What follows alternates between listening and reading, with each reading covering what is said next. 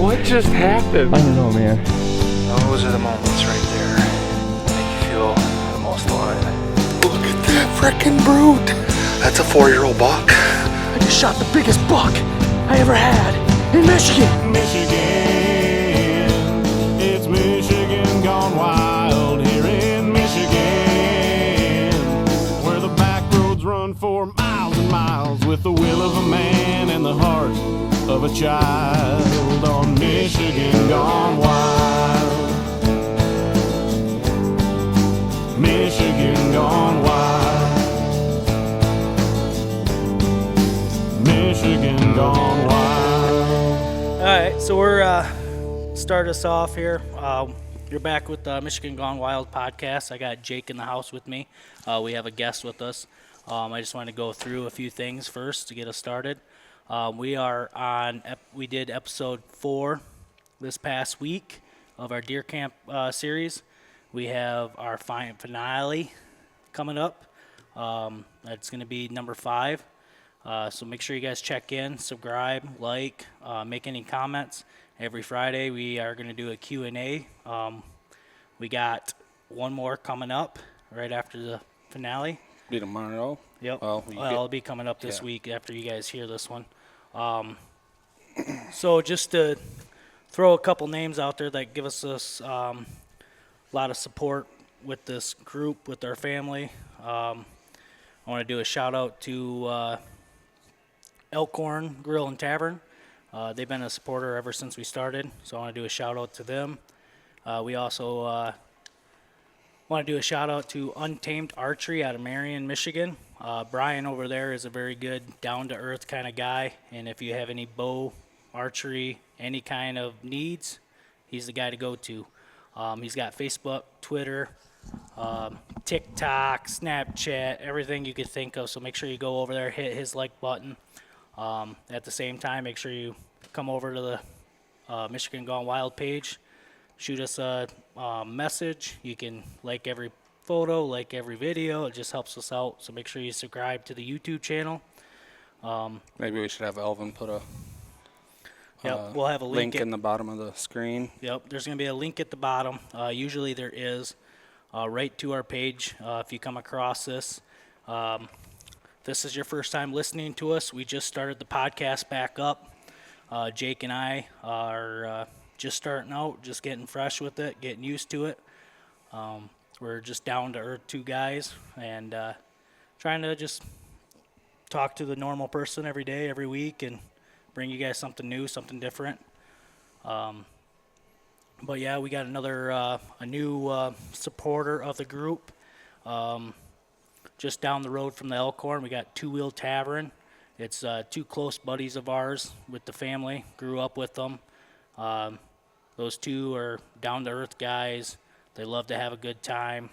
They have bike night every Wednesday throughout the summer, starting in May. And those 2 and their 2 wives are just 2 good groups just to hang out with, go chit-chat with them, have a beer with them, have some dinner. And then Thursday night, we got the Elkhorn Grill and Tavern. They have their bike night, so go hit them up. It's just a good time, you know what I mean? Visit our hometown of the Michigan Gone Wild, Vanderbilt, Michigan. And I'm going to leave it to Jake here. He's going to introduce our guests today. Alrighty, so with us we have my former English, right? English. My former English teacher, Brent Sturtevant. He's a big-time turkey guy, competition turkey caller. I believe you've won some competitions, right? Yep. All right. So we're going to go through some turkey talk with him. He's going to do some calling for us and go through some tactics and scouting and a few different turkey topics right before we kick off turkey season. You guys will be listening to this Monday. On the 17th. Yep. About 5 days before. Yep. Our opener's on the 22nd, so perfect timing. Yep. Just go through a pretty brief little introduction of yourself. And Sure. Yeah, like Jake said, I was as a English teacher for a little while, and taught in Wolverine for 22 years. It was a good place to be. It grew on you like a fungus. It was a tough place to leave.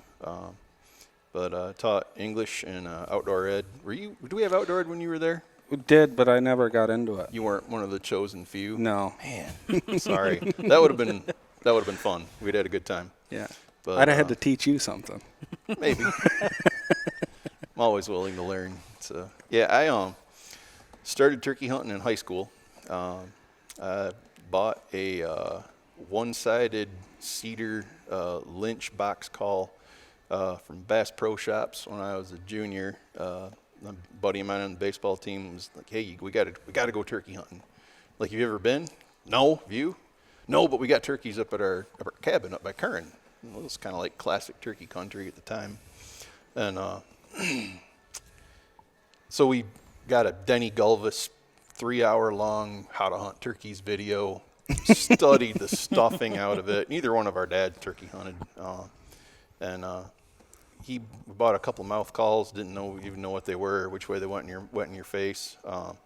And this one-sided box call that was specifically for Bass Pro Shops. It's the best name of any turkey call ever. It was called the Sex Lick. That is sweet. I still have it. Good. It's kind of deep and throaty. It's kind of more of a Jake sound, or maybe just like a worn out sound. Yeah. It's what? It's deep and throaty. It's deep and throaty. Yeah, and yeah, my parents' favorite saying for a couple of years was "East of the barn, Brent." So they didn't really enjoy the turkey calling in the house, but nobody ever really beat me up that badly over it, and we stunk at it. We found ways to not kill turkeys for years. He went in the military, and I through college didn't do a whole lot of it. And a roommate of mine who's a woodworker and a big turkey hunter, we kind of kept in touch after school, and I'd moved up here and started teaching school, and what got me into contest calling is I fell through Standard Lake in the ice one winter. My buddy, he's fallen through lots of times. It doesn't really faze him. He drilled a couple holes, and there was 10 inches of pretty good ice under the typical Standard Lake slush. Mm-hmm. And I went maybe 30 feet away from him, 3 turns on the auger, and bottom fell out. And if you watch Standard freeze, you'll see those springs come up. Mm-hmm. Some of them are in different places. Well, there wasn't a spring when we watched it freeze, but 6 weeks later, there was a spring. Yeah. So I got wet, and it freaked me out. It was a really cold morning too. It was a Saturday, and I think I warmed up about Tuesday. He was smart enough once he got me out. He's like, "Get out of your heavy clothes." I wouldn't even have thought of it because 10 below that morning. Yeah. And by the time I got my clothes off, they were stiff as a board. It scared me bad, and I didn't ice fish for a long time. And I circled back around. We started figuring out how to kill birds. Yeah. And once it clicks, it's not like it's automatic. They're gonna humble you at times too. But once you kind of get the hang of it, you get the hang of it. Yeah.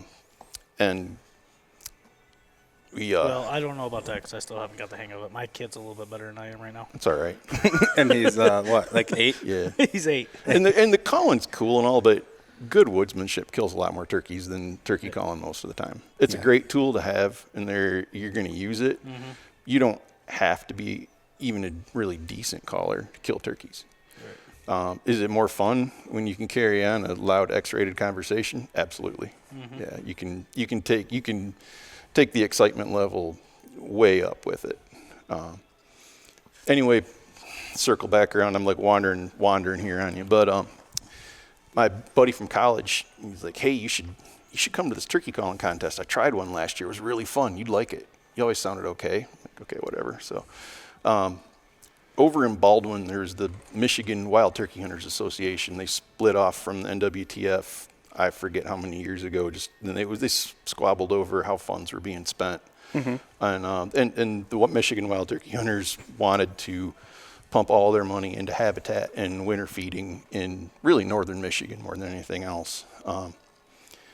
And they hosted a calling contest years before I ever knew it was going on. And it used to be a pretty big deal. There were guys that would fly in from even down south that were big time turkey callers that would come up and compete in that. And it was a good little contest. And I went and absolutely got my lunch fed to me the first year, but I was like, that was fun. I want to do it again. Yeah. So I got killed the next couple of years and videotaped a few of them, started listening to them really carefully. Okay, what do I need to do To to perfect. go from here to here? Right.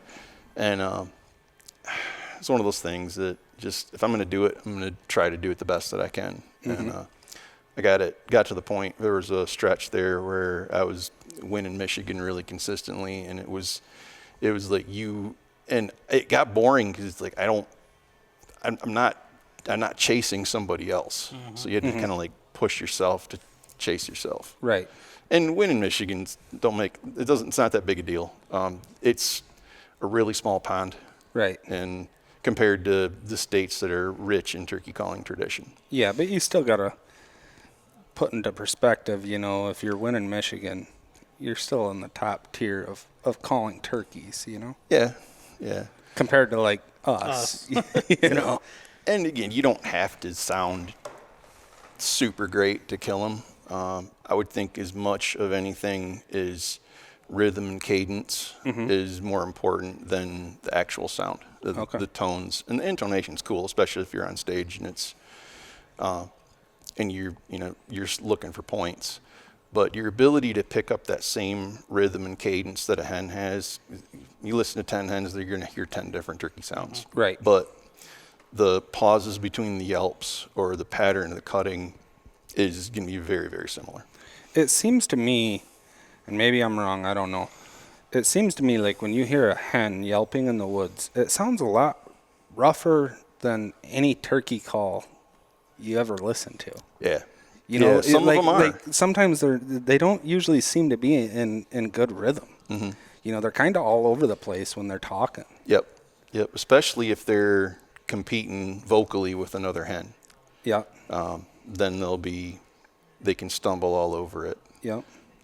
And you'll hear some that are like, oh, wow, that's really cool. And she sounds awesome. But not all of them do. Yeah. I think the best tool that somebody could pick up if you wanted to study it in terms of learning to sound good, on like any music streaming service, there's a series called Treetop Turkeys.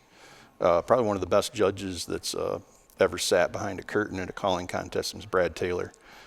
Put these audios together of live turkeys, and they're not turkeys that he's called to. It's just turkeys that he got close enough to that he could mic them. Yep. And pick out like a hen and focus in on her. And sometimes it's hard because there's a lot of turkeys in some of those to pick out. But if you can pick out one hen, kind of dial that in, and I'll like play it over and over again in my truck, and then just grind that into my head, and then start to hear that in my own calling. Right on. Yep. So I've got a pet turkey. Cool. It's a meat turkey. Nice. That we've kept for a pet. Yep. And just runs around the farm, and she's really cool to listen to. She yelps all the time, nonstop. If she's out in the yard, she's yelping. Yep. And I guess now I kind of base my calling sequences off from her. Like I try to sound like her, Yeah. Well, we were sitting at the truck. This was last year. It was during deer season, or not deer season, but turkey season last year.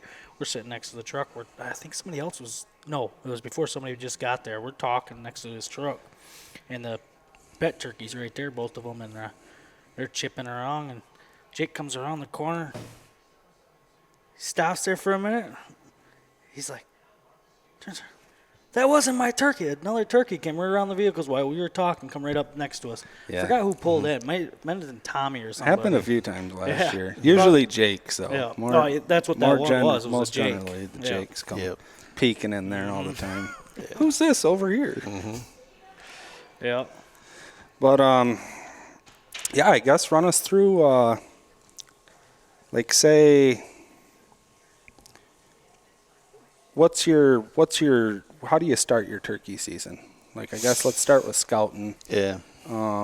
What are you looking for when you're scouting before season? Northern Michigan, I've usually started, and it's not like you're putting a lot of focused time into scouting, but this is going to sound really lame. I want to know generally where they're getting fed. It might be somebody's bird feeder that you see a flock in their backyard. Am I going to hunt their backyard? Absolutely not. But is there ground I can get on within a couple miles of that spot? Okay. That's a spot worth going back and checking, like right about now, as the snow's off and they're just breaking up and moving around real good right now. Yep. Then you start checking those places that you can access within a mile or 2 or even 3 miles of those places. They'll go that far, huh? Oh, they'll spread way out. Yeah. Okay. Yep. I guess you kind of answered my next. I was kind of going to go there is, if those feeding areas where there'll be a big flock of 30, 40 birds in the wintertime, Yeah. how far those birds go. Some of them will disperse quite a ways. You got to remember, they've been in that spot all winter. I would swear they get sick and tired of it. Stir Like crazy, any of us yeah. else, they want to go look at something else. Yeah. So that first food source that opens up somewhere else, and snow comes off the south side of hills and stuff. There's stuff they can scratch in there. They're going. They're going to be there. Will they loop back around to those feeders once in a while in the first week or so? Yep. But after that, they're gone. Those winter spots are pretty much cleaned out at that point. And basically, I mean, you think about it, all of our turkeys are pretty much fed, Yeah. I think, through the winter. That was, and that was the Michigan Wild Turkey Hunters Association's take on it. There's 2 kinds of turkeys in northern Michigan: fed ones and dead ones. Yeah. And that's most years it's pretty true. Yeah. And they're an amazing bird because they can go weeks without food and be almost like in a dormant, semi-hibernating state. They don't hibernate, but a turkey can go for a long time without food, get food, and they're fine. Yep. That happens to our deer population where they go for a couple weeks and can't get anything to eat, even though they're walking around alive. They're smoked. Yep. It's a cool that once they get food, they can take some stretches where they don't get a whole lot of nutrients and still be okay. Yep. See, I was surprised it was early in the spring. There was quite a bit of snow on the ground. I was out doing some scouting and walking around out in the pigeon there. And I was quite a ways away from any type of civilization. And there was some gobblers back in there. Yeah. And, man, I can't believe that they traveled, from a feeder to get where they were at. I got to believe they were living off from what they had, natural food in there. And this winter, probably get away with it. Yep. I don't know on a hard winter they would be back in there. I remember hearing you talk about that when you were scouting and you'd ran into, big woods birds. And my ears perked up when you said that. I'm like, oh, wow, they've had a really easy winter if those birds are out there already. Saturday morning, I had the same thing. Yeah. Which you could expect it now, for them birds to be. I mean, honestly, we don't live in that big a country. The Pigeon River's big, but it's not that big. Right. You go from the civilization on this side of it to the civilization on the other side of it. You can connect the dots, and I would believe there'd be turkeys anywhere in the middle, throughout the spring and summer. Usually it's not so much the early season when you get in the middle, but the very tail end of the first season, and then the 234, the late hunt. Yep. That's when they've made it quite a ways farther into there. I think you'll see this year what you saw already, that those birds are going to be more spread out this year than we've had them in a long time when we start. Yep. Which actually bodes really well for hunting. And that was kind of another thing I wanted to touch on. For your preference, would you rather have like an early spring leading up to turkey season, or would you rather go into turkey season with like what we had 3-4 days ago with a little bit of snow left on the ground? No, I'll take this all day long. I don't want it to be 80, but get rid of the snow and let those birds spread out and start to set up in some kind of a spring pattern. Okay. And they become a lot more huntable. Those birds that are, we start out some of those years when it's still frozen and cold and there's snow on the ground, those birds are so flocked up. And don't get me wrong, we've killed birds, but I think sometimes it's been dumb luck. And what happens is you get that brood hen so mad that she'll come in trying to scratch your eyes out, and her boys will come along with her, and you'll kill 1 or 2 at that point. Yep. But that's it, because you just tore that flock up. Right. And it's gonna get tough after that. Yeah, you scared the shit out of all of them. Yes, you did. So if we have an early spring like we had an early spring last year too, didn't we? I don't remember.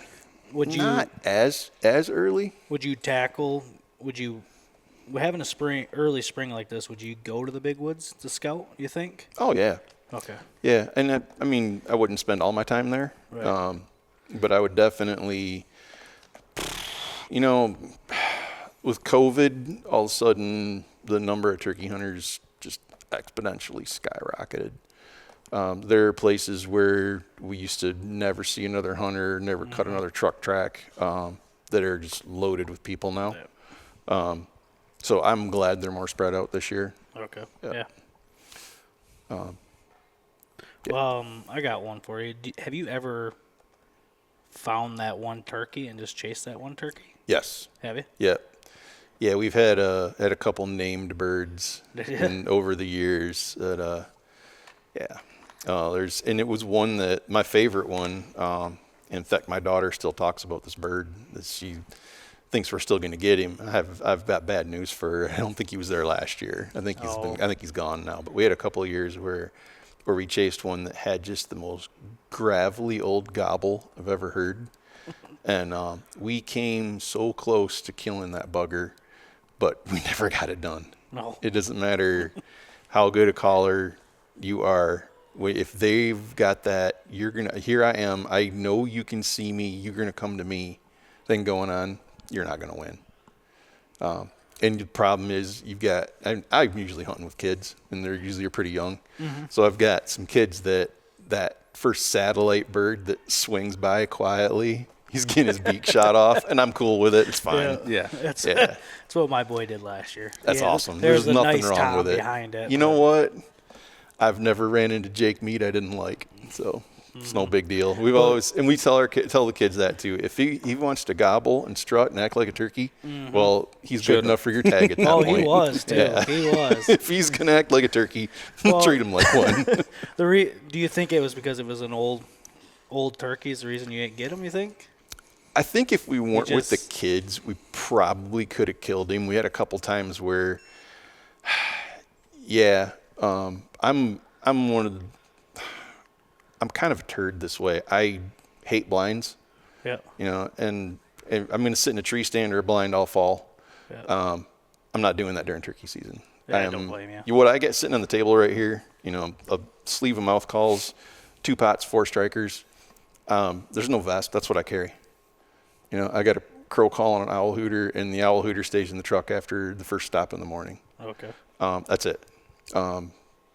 It's the time of year you get to use real woodsmanship and get slippery and sneaky, and the kids just learn a ton and have a ball doing it. I'm not going to waste a spring morning sitting in a blind when I can be out in the middle of it. We got an old turkey that we chased last year, and we're kind of hoping either one of the kids get it this year, but it's the same thing. We chased this turkey like 2 days straight. He probably knows that bird too. Shh, quiet. I He's know. a lot better than us. He's right in our back door right there already, dude. Is he? So that would be out on the 80. Yeah. The bird we're talking about is right across the road right there. Yeah. He hasn't. I do know that bird. Yeah. And he's a rockhead. He's not easy. Oh my God. Yeah, we tried killing him last year with Hunter. He's got that. I'm here, and I'm not chasing you. Yeah. I'll gobble at you. I'll come part way. I'm going to get somewhere where I can strut and be seen, but I'm not going to go stick my neck into some brushy corner where you're sitting. Think I'm going to. And we had a turkey come around the corner. It was a turkey that Hunter couldn't pass off. It was a good turkey. Yeah, it was just a lone tom that just came out of nowhere. But the first 3 sets we set up on him. And he is doing just what you were just saying. And all 3 times the Jakes screwed us. Oh, yeah. The Jakes come running in like pterodactyls, come right up, bust us, boom, the rest of the flock, because there was 15, 20 hens he had. No. That boy's been through enough wars to be patient and let somebody else sort it out first. Yep. Yeah, we noticed that. The best chance you have on that kind of bird is if you can switch it up and call like a Jake at that point. Okay. If you can Jake yelp. I don't like to gobble on public land. There's a couple places that I will. But if you can, get a good series of hen yelps, switch calls, and then just some real deep gobbler Jake yelps, and you can totally mess with their head at that point. That's how we almost killed the bird the one I was telling you about with my daughter is we named him the Duke. The Duke was there was a stretch one morning where he came to the Jake Yelps finally. He broke and he came and he stood on this little knob about 55 yards away. That's what we pasted off at later. And for an hour and 10 minutes, he did wheelies, fanned out, and he'd gobble every few minutes.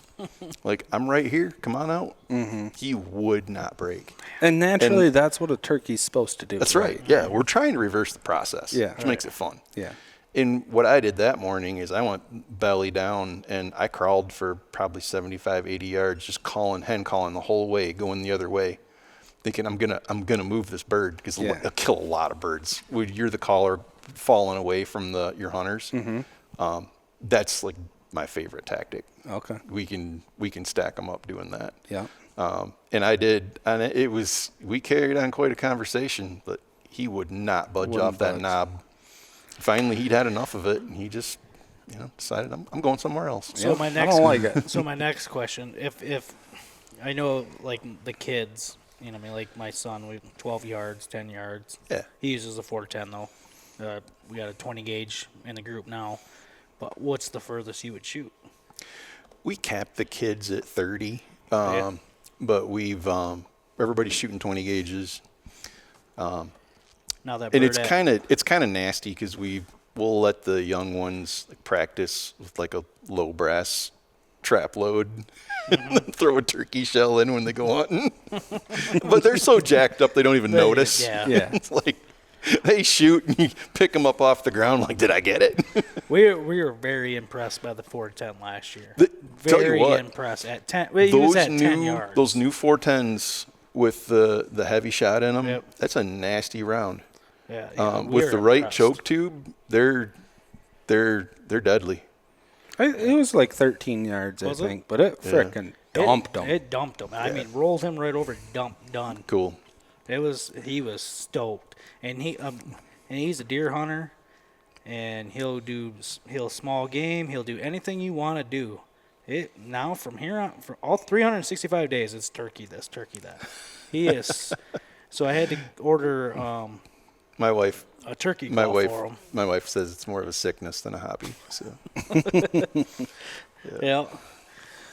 What's your favorite time of the day to turkey hunt? Off the roost, midday? No. Midday? Yeah. My buddy we've hunted with our kids together for years.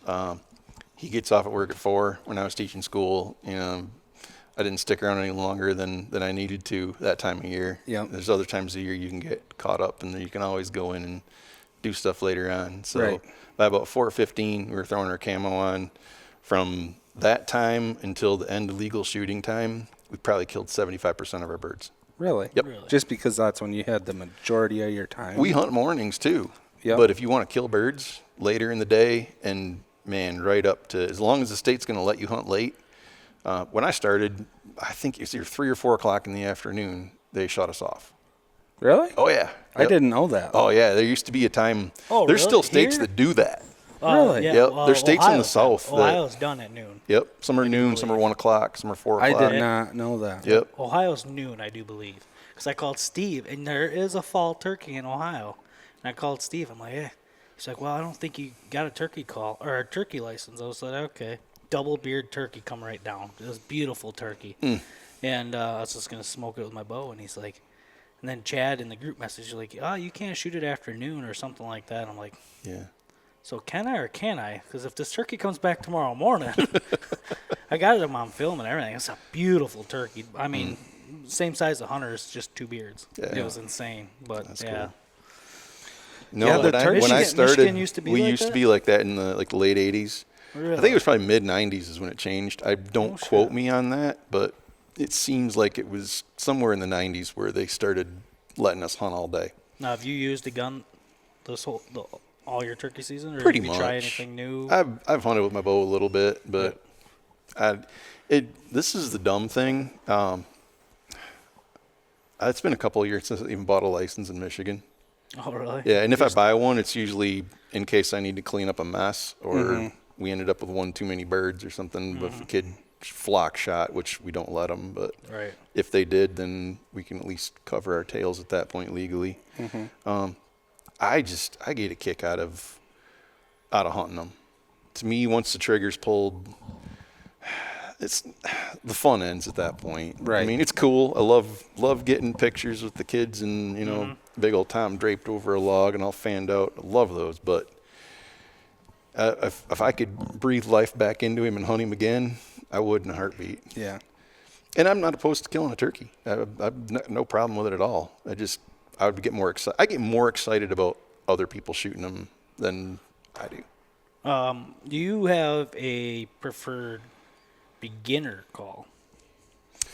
Probably a box. Most say box call, and I ended Yeah. up getting the kid a box call. I would.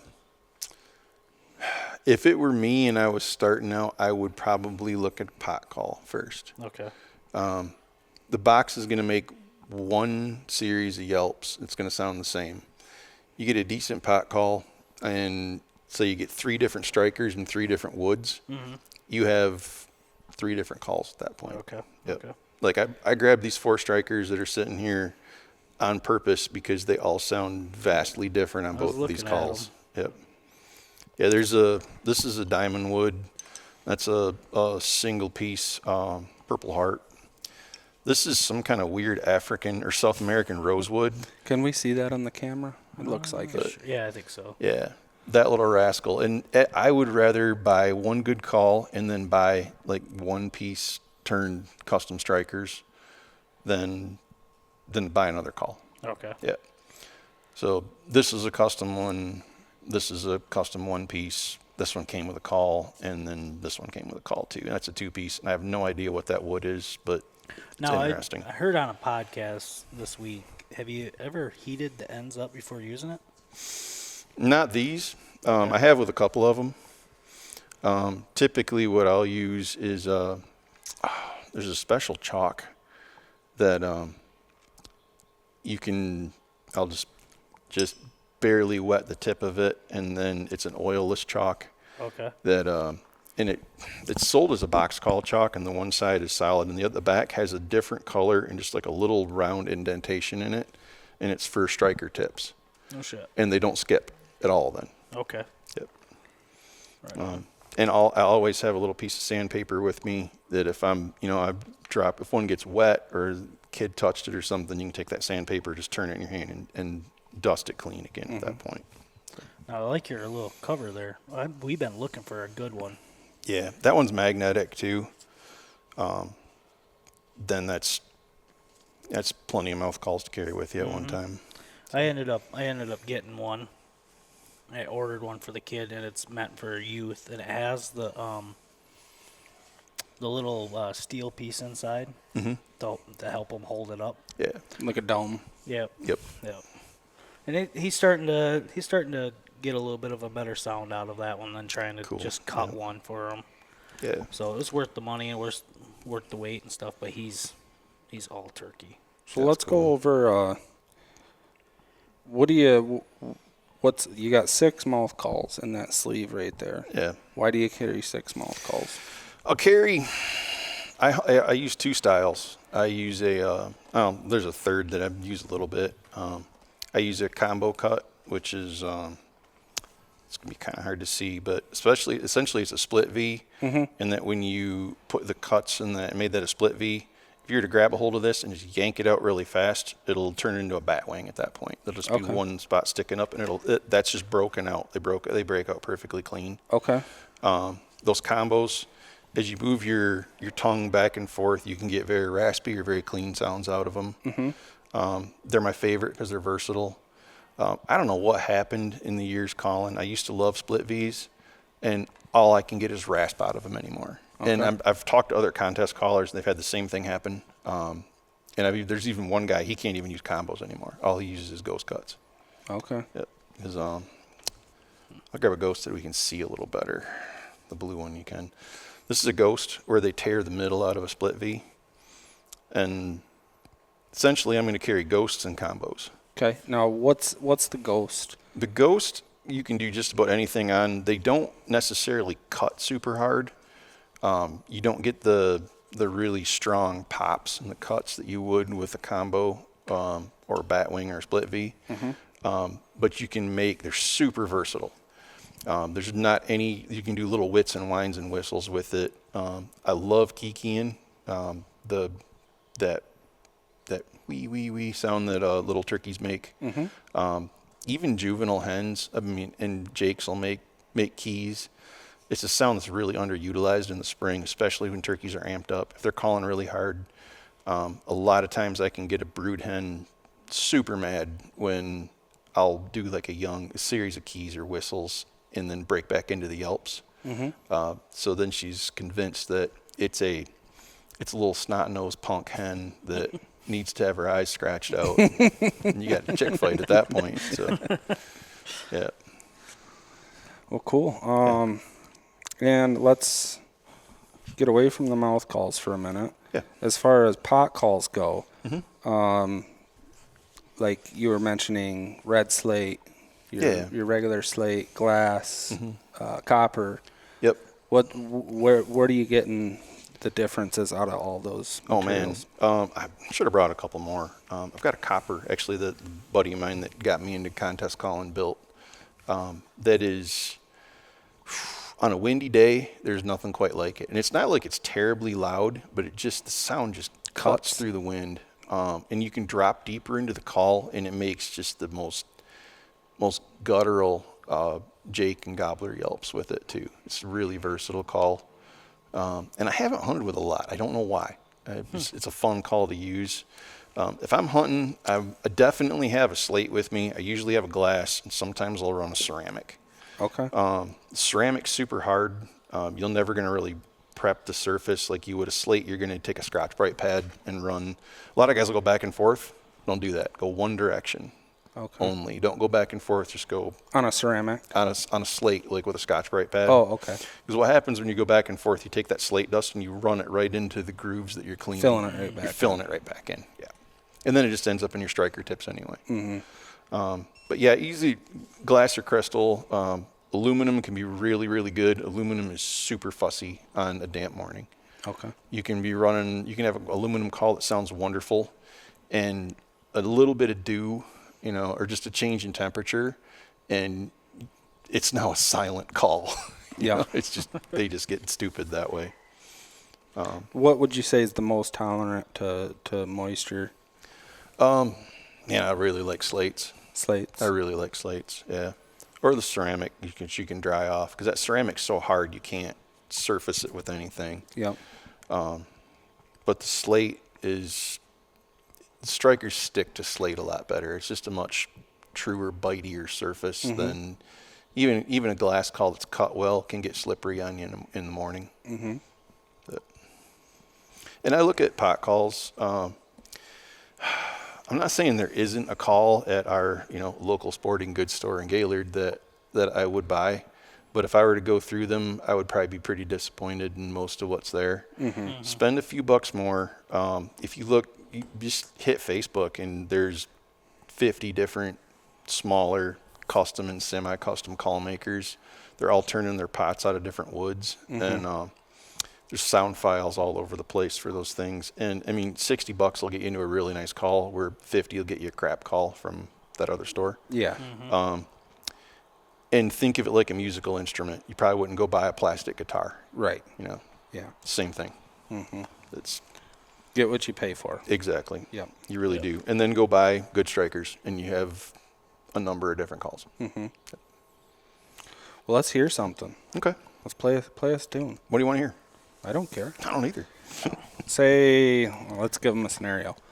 We're going after that old turkey that we were just talking about. The Duke. We let the Duke wake up in the morning, and we let him get his breakfast. No, we'd let him gobble on his own. I wouldn't even, because he was very predictable. He would be either on one of two areas on this ridge, and they were probably half a mile apart, but he would be in one of those spots.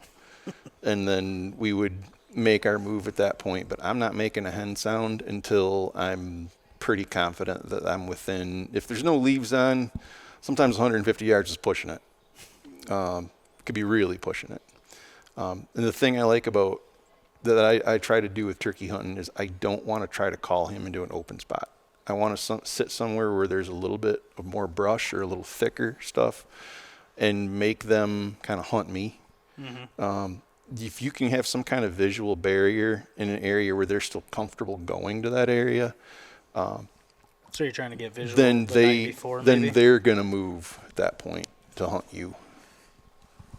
But that bird, I'm gonna start in the morning with once I know where he's at and we're kind of in position with a tree call, which is gonna be just some real soft clucks and just a series of really kind of one note, almost staccato yelps that are slow and sleepy, and just take his temperature. You know, I know he can hear me. He may or may not gobble at that. And I'll do a couple series of those and get a little louder as I go, and then I'm gonna do a fly down cackle. And at that point, if he hasn't gobbled, then it's time to go to breakfast. It's over. No, not really. But it ain't gonna be easy. I promise you that. So what about those mornings? Say you wake up in the morning, you go out, you know where there's some birds, Yeah. and you don't hear them gobble on the roost. Like it's just a silent morning. Yep. What do you? I know, like later in the morning, you probably hit a crow call to get a Sometimes. gobbler to Yeah. Or if you're a waterfowler, carry a goose call with you. goose call. They gobble at geese like crazy. Um, Yeah. Typically, if I'm confident those birds are in there, I'm gonna not overcall. It's gonna be a quieter morning, but we're gonna if I'm confident that they're there and just haven't talked, we're gonna give it some time. And we may sit quiet for half an hour, not call at all, or just really soft stuff, just clucks and purrs and whits and whines. Yep. Because there's a good chance he's gonna come in quiet that morning. Okay. And you can ask the best turkey hunters in the world that have hunted for decades in the South why turkeys don't gobble one morning and they do the next, and nobody has an answer. It's just they're turkeys. You know, if So I I'm know not they're the only there, one that can go out and like just not hear a turkey gobble all day long. no, you're not the only one. I thought it was me. It's I thought it was me with you. I thought I was the bad luck. no, there are times they don't gobble, and normally we're not patient enough. Like I'll have enough stuff scouted and it might be within 30 miles, but I'll have half a dozen spots that if that one doesn't work and they're not playing, we're going on to the next one. Okay. If I really want to kill a bird, I'd probably stay there and just soft call them. But you want to play? Oh man, Yeah. yeah. You're Let's not go. wanting to kill a silent bird. Not really. It's okay, but Well, let's hear some of that music. Maybe we can call those turkeys right into the garage that are just down the road. yeah, there's a couple pretty nice times down the road tonight. So, but in the morning, like if I'm starting out, like I know he's there. He's gobbled on the roost, and I'm probably going to wait until I'm pretty confident that he's flown down before I call it all. There's some people, how do you know? Typically, you can tell the difference. If you've listened to him long enough, you know that the tom that's gobbling on the roost, if he's turning around, if he's strutting on the limb, he'll sound farther away. All of a sudden, he'll sound closer. Oh, he's down. No, he's not down. He's just spinning around on that limb. When it sounds like you dropped him into a 55-gallon drum, he's down. Okay.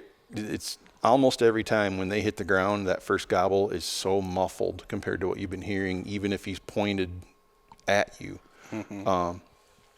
Then it's time. It's time to call. And I'm going to start quiet with just...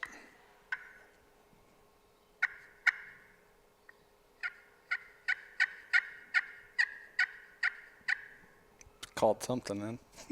The dog. First one of the year. And then the next series, if he gobbles at that, great. If he doesn't, I'm going to wait a few minutes, and then we're going to turn it up a little bit. And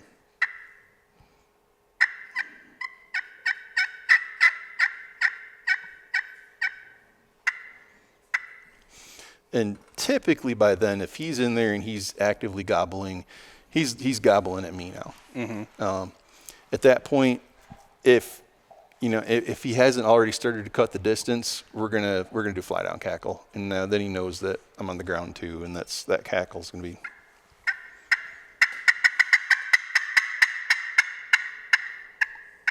And follow it with a more pronounced series of yelps.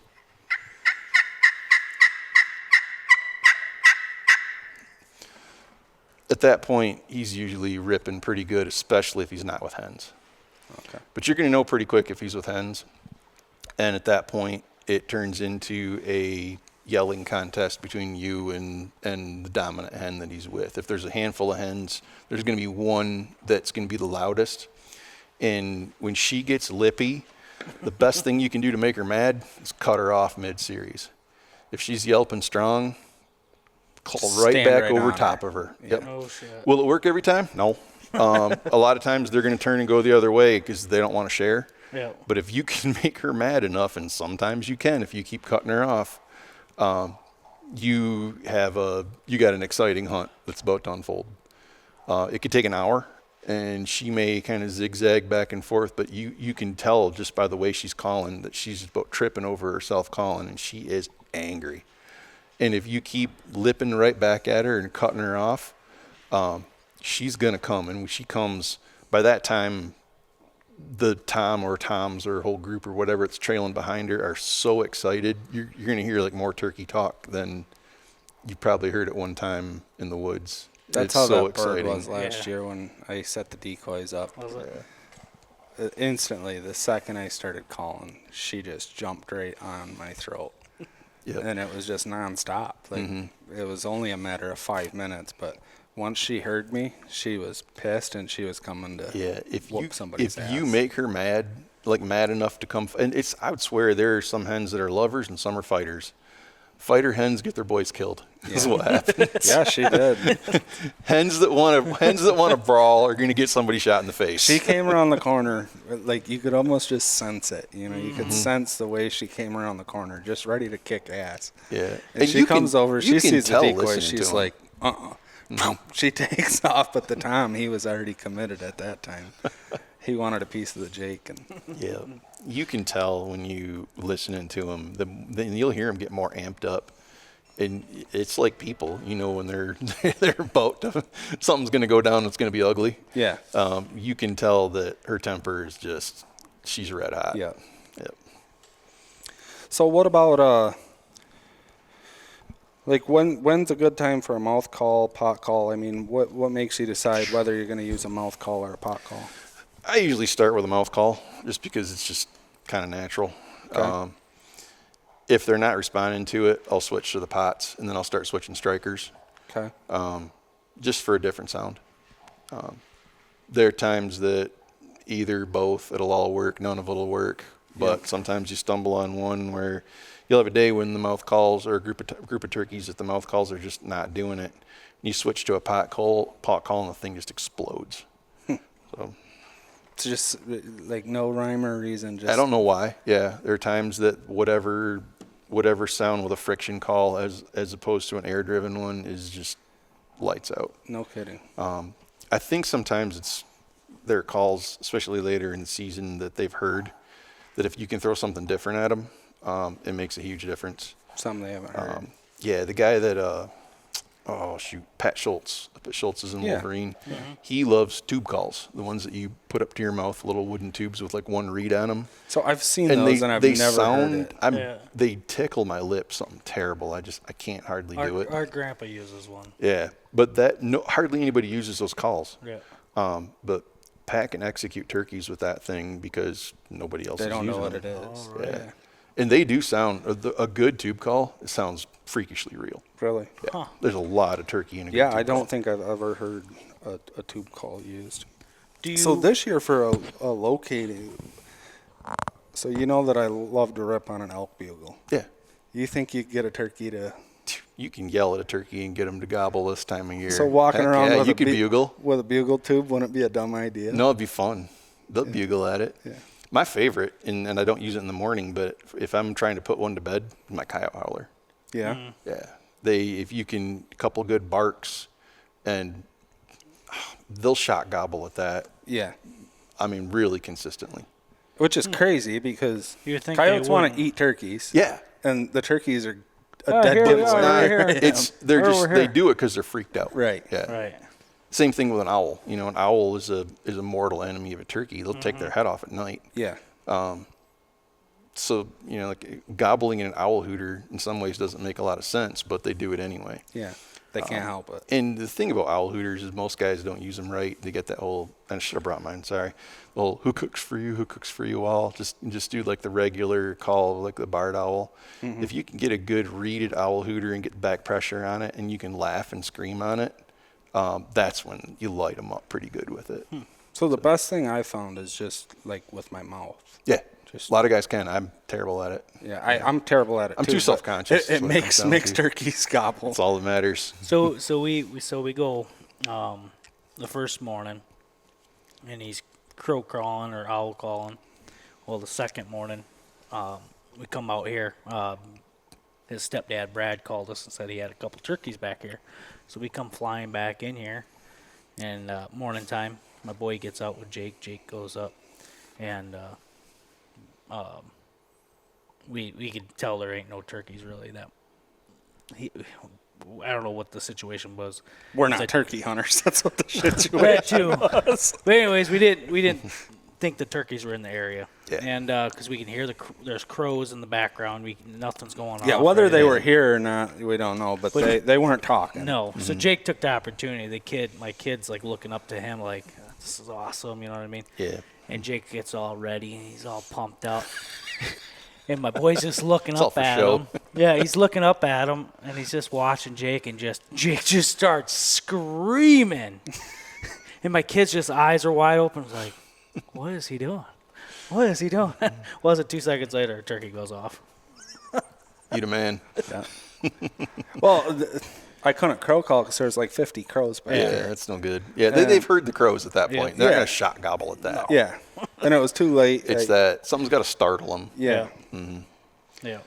but You that know, was all we got. Car horn. We got him to shot gobble one time, but that was it. that was it. You can, I mean, still morning, you slam the truck door and they'll gobble at it. Right. You know, the one that there was a spot we used to hunt down toward Gaylord that there was some guy other side of the section that when he left in the morning, whatever work truck he had beeped when it backed up.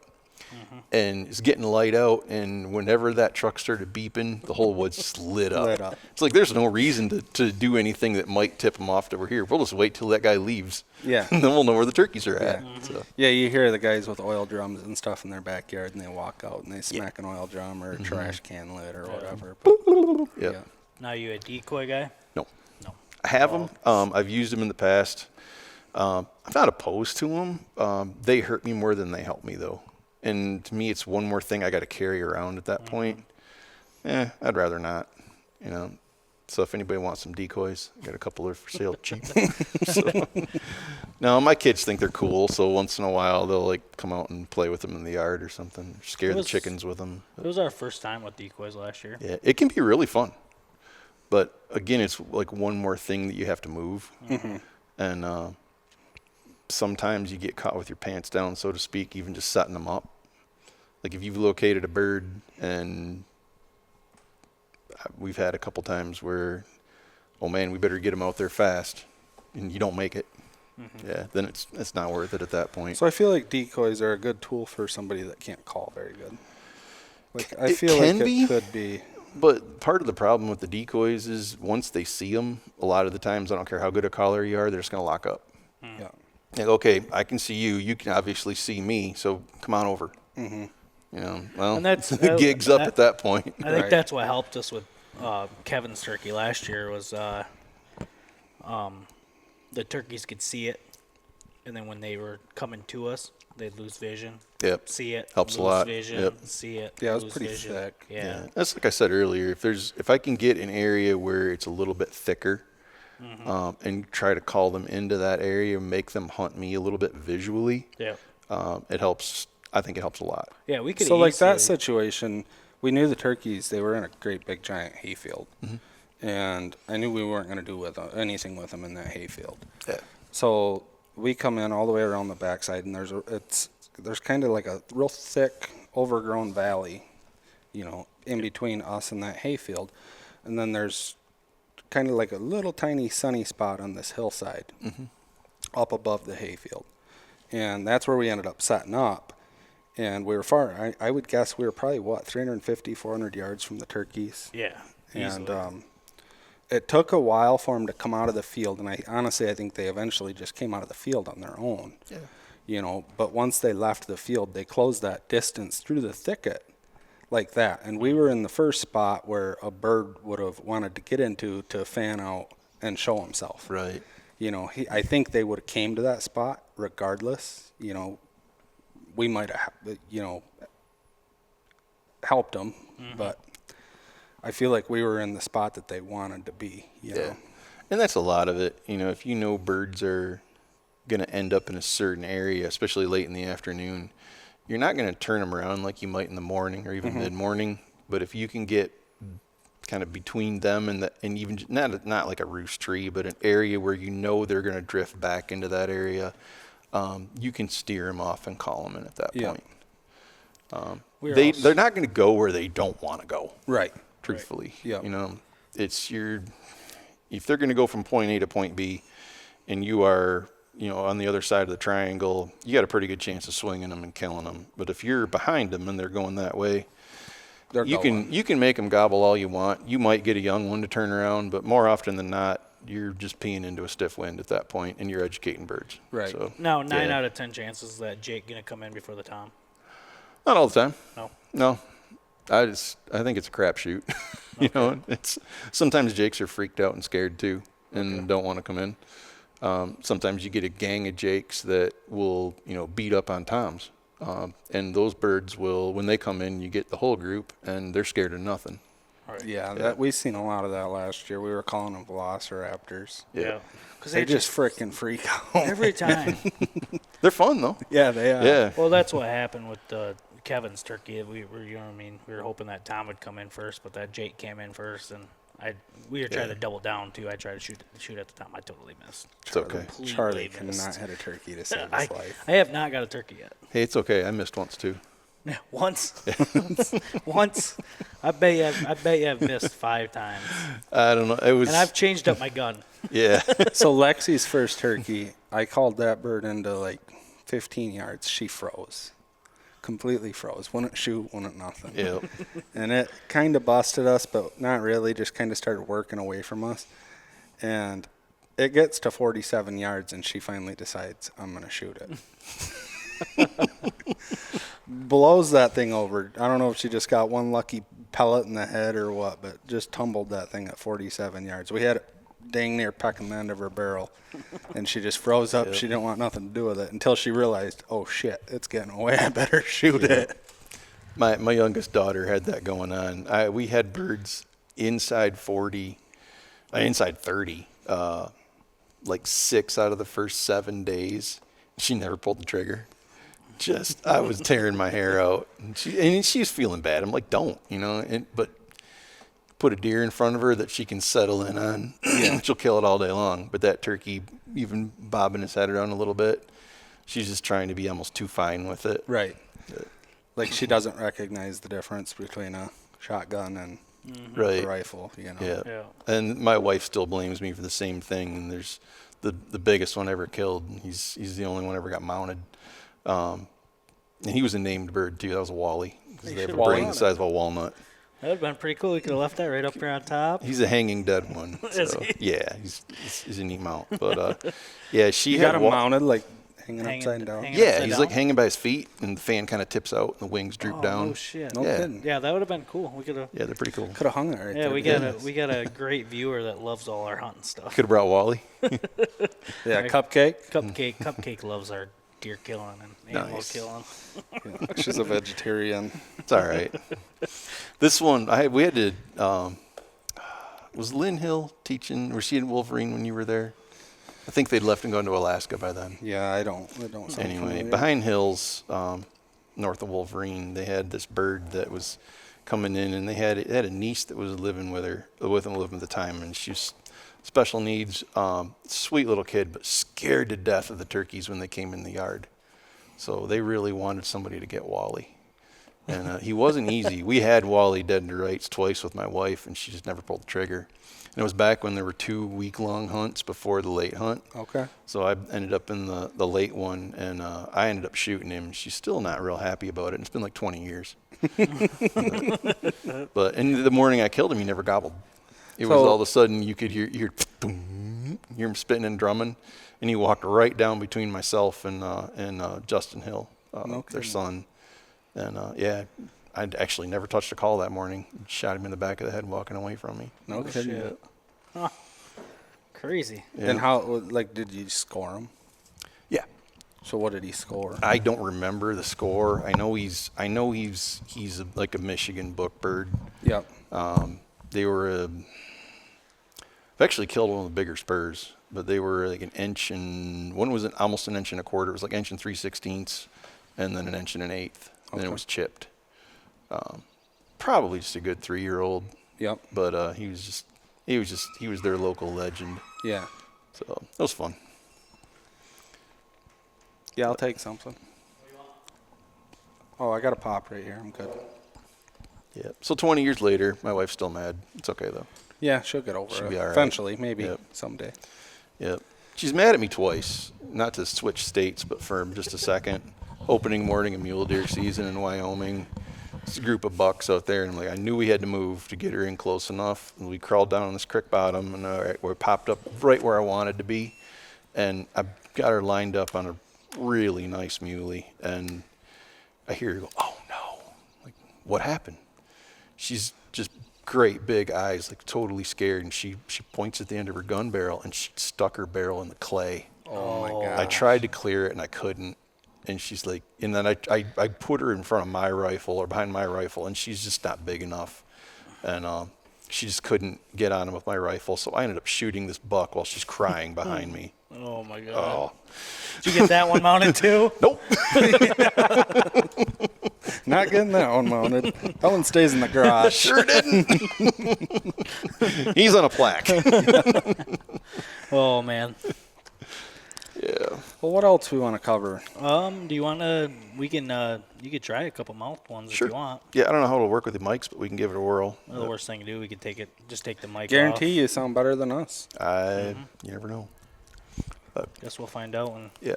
blows our eardrums out or something. You asked about why 6 mouth calls in the morning. You can call on one for, if I have it in my mouth for 45 minutes or so, it starts to get wet enough that the tension changes in the latex, Okay. and they sound different. So I usually have essentially 3 and just 2 of each one that I like. So do you feel that, like, the second they go in the mouth, in your mouth, they have the best sound? Mm-mm. You gotta. There's guys that stick stuff in between reeds Yeah. to keep them loose. I've had more problems with them sticking when I try to get ends of toothpicks out, and I ruin mouth calls that way. Okay. I was just keep getting ready them. to ask that. I keep mine in the fridge. I'll dry them out real good when I'm done, and then an alcohol-free mouthwash. I think like Crest Pro Health is alcohol-free. You do this every day? Alcohol? No, I might clean them twice a year. Okay. But the alcohol will dry the latex out and ruin them. Keep them cold, keep them out of the sun, and then it takes a minute to, like, I'll be in the truck in the morning and I'll have a couple of them where they're loosened up and wet and ready to go at that point. Cool. See if this thing's loose or not. So you're kind of just like feeling the reeds to see if they're separated. And they are. Yep. Yeah. The worst thing we could do is he could take his headset off and just hold it in front of him a little bit. Yeah, or maybe try to take your mic like this. There you go. Okay. It's more for us than them. Yeah. I could turn the volume down, I guess, for us.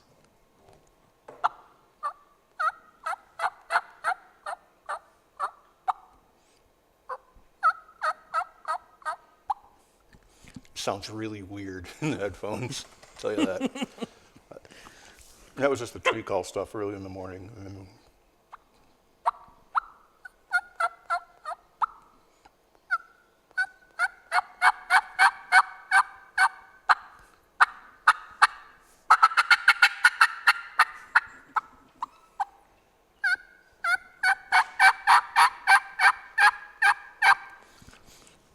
And then the keys, like the keys, people think of it as a fall call primarily because their flocks are getting back together and the young birds are keying, but there's no reason not to key in the spring and nobody else is doing it. So that would be, it's just a high pitched series of whistles. It's kind of that, here I am, where are you? Yeah. And then,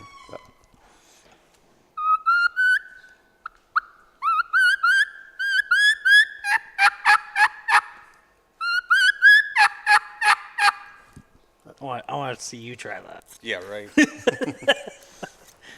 I could learn you. It totally makes us sound really bad. Yeah.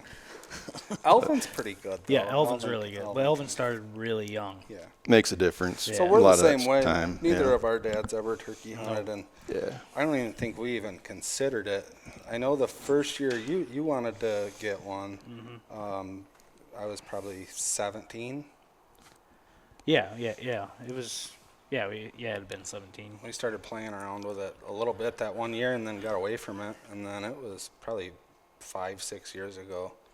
I decided I'm going to buy some turkey calls. And But at that age, it was a group of kids that had a bunch of box calls in the back seat. I wasn't making them at school at the time. Seems like Yeah. I should have hooked you right up. yeah, you did. I got a few different calls from you. Should have at least traded. You made me some I should have elk traded calls. turkey calls for homework.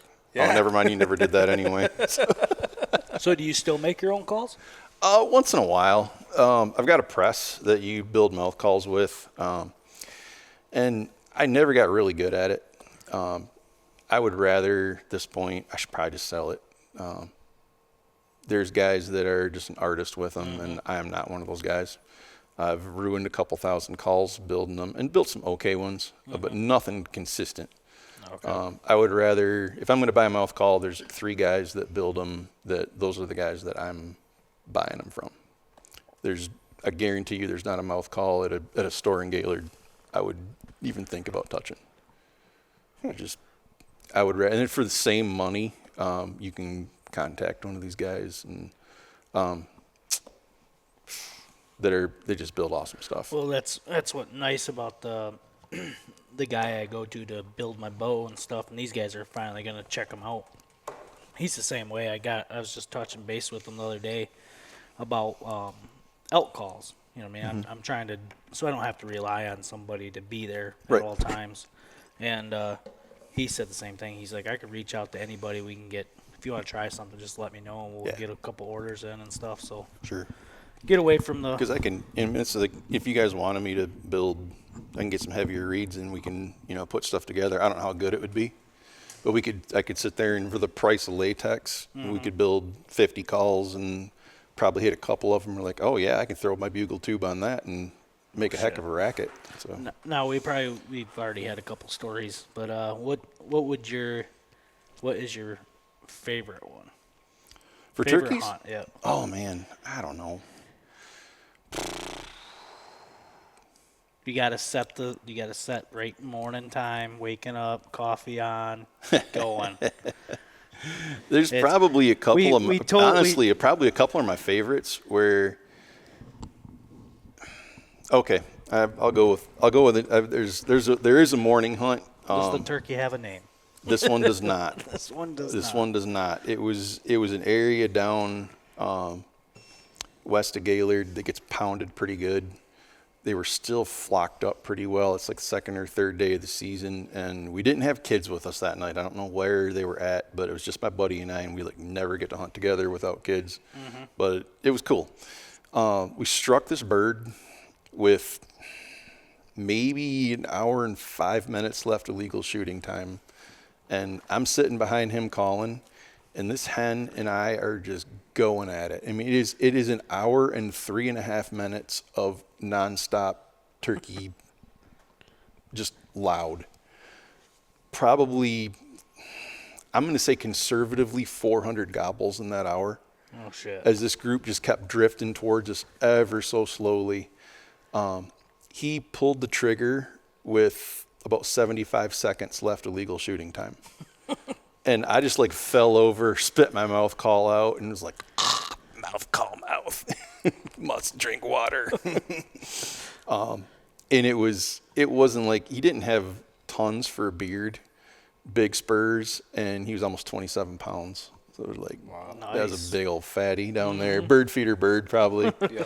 But that hour of just yelling back and forth with those hens is just a ball. To me, that's right up there. Well, you said you haven't got a turkey license in a while, and I Yeah. can see why you just like calling. Yeah, and I've killed lots of birds, and if I travel somewhere, I'll probably kill one again. I had a friend that I actually met him at church. His great grandpa built houses on Walloon Lake. Oh, okay. And he lives in Florida. He married really, really well.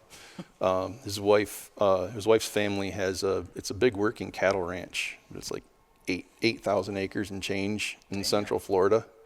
So I actually got to go down and shoot an Osceola, which was pretty cool. Nice. That was fun. And I would never pay to go down there and turkey. I don't really care about the Grand Slam or the World Slam or any of that.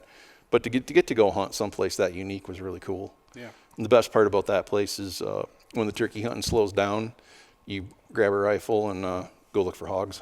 So. Fucking mosquitoes out already. Oh yeah. Oh yeah, I got one. I noticed when we're deer hunting in Ohio, the turkeys are gobbling every morning. Oh yeah. I don't know if I've ever heard a turkey gobble deer hunting in Michigan. I hear them in bow season occasionally. It's usually a little warmer morning, or at least a morning that's like real high barometer. Not every year. On their own? Like oh, you yeah. you didn't hear a crow, you didn't hear I elk, think more or from the you- roost. Is it? Yeah, I think they were just feeling frisky that morning. I've heard them, but it's usually every I hear morning in elk Ohio. first or something. Every morning in Ohio. Yeah. It's just like, Yeah. I even think- they're everywhere. I think Everywhere. the one that weirded me out was 21. The morning I mashed my truck, the first morning of elk season there. Yeah. There were turkeys gobbling that morning in the thunder. Oh, no shit. Yeah, over on Munger Road, they were gobbling. Yeah. That would be So pretty I've cool. seen This in is the, stupid. That would in be the- pretty cool. in the wintertime, you pull up on them in the winter and they'll gobble at you, you know, Yeah. shot gobble at you, but Yeah. Especially when it's just starting to kind of turn the corner towards spring, Yeah. warms up a little bit, they get Yeah. lippy. yeah, But I'd never heard them in December before. really, This is bizarre. yeah. Yeah, we hunt some nasty stuff in Ohio, and it's just like you be sitting there, nothing. It's midday and it's nothing, and you just look up and here comes a bunch of turkeys. You're just like, why? Why? Yeah, there's a bunch of turkeys. Yeah. Something to watch. We Yeah. thought We talked about about it. We going talked down about and going down. doing a spring turkey hunt and Yeah. It's just it's scouting so for deer. hot. And It's bugs and it's because those birds are going to have some pressure. yeah. They get hunted pretty good, and even in that area. You'll be on birds, but it won't be easy. really. Yeah, like It we seems get like we it would get be some easy. we get Yeah. some dumb uneducated birds around here, especially early. I would swear you get down that with Southern Ohio, Kentucky, Tennessee, it gets tough. Really? Oh Now yeah, we're- they're educated. It's a totally different deal than trying to hunt them around here. How many states have you gone to? I've hunted Florida, Georgia, Nebraska, Kansas, and Michigan. And Michigan's the easiest. I tell you what, if you can find toms that are without hens, I don't care where you're at, they're killable. So I wouldn't say Michigan's the easiest. There are days Michigan's miserably hard. You know, like go back to that we talked about earlier. You get a cold spring when they're flocked up, good luck. Yeah. It's going to be a while. Yeah. You may as well go steelheading for a week and come back. Yeah. How was Kansas? Hunted for about 30 minutes. That's it. Yep. Got a turkey. I was guiding in Nebraska, and one of the guys I guided for is like, "You want to kill a Rio? Like, that'd be cool." He's like, "Well, come on over for a day." No So- shit. Yeah, I hunted for 30 minutes. He came storming in. I don't have that much luck. I'd spend all my day there. 2 days, 3 days. Oh, I was prepared to stay for a couple days, but Oh shit. no need. Yeah, and it's the ones that if I was going to travel and hunt, I'd go hunt Merriam's again. It's cool country in the breaks country in Nebraska and the creek bottoms and stuff. They're way more vocal than Easterns. They talk all the time, and they will line up to die when it's right. I was guiding out there, and I had 3 guys in front of me, and I told them, first gun goes off, I said, nobody moves, I'll keep calling, and we'll keep shooting. No shit. And we ended up with, we killed 2 toms, they missed another one, and those guys sat still, and I kept calling, and they like flanked them and came up behind me, and then I dumped one too. All in the same sit. all in 10 minutes.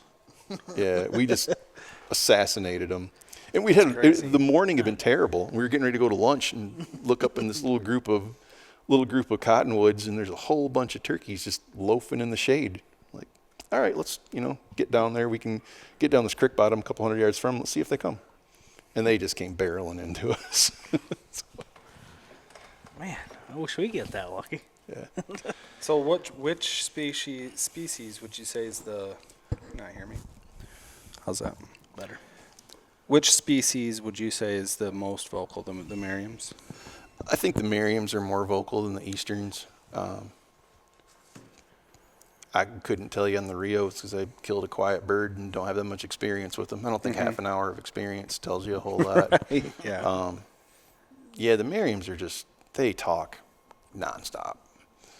I don't know. Easterns are my favorite just because it's what I grew up hunting. Right. And they're, But they're all those are turkeys, birds. right? They're all turkeys. They all act, Yeah. essentially the same. The Merriams sound a little different. My buddy describes it as the obble wobble gobble. And it is kind of a trilly sound to it.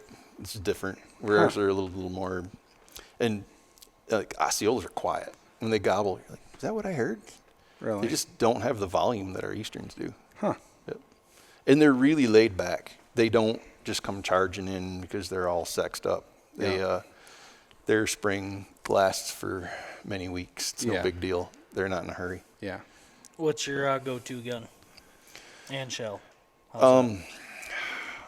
I've been shooting the what are the new Winchesters that are lead? In a black box. Yeah, I just bought a box of them. love them. Yeah. I'm a big number 5 guy. Okay. I've seen a couple of birds with 6s where they just didn't penetrate well. Kind of freaked me out. Like the higher pellet count of the 5s. But yeah, I need all the help I can get. black box of It's Winchesters. X something, right? Yeah, but it's not Winchester X something. Is it extreme? No. No. Yeah, I don't know. Anyway, it'll be like 3 a.m. and I'll get up to pee and I'll remember.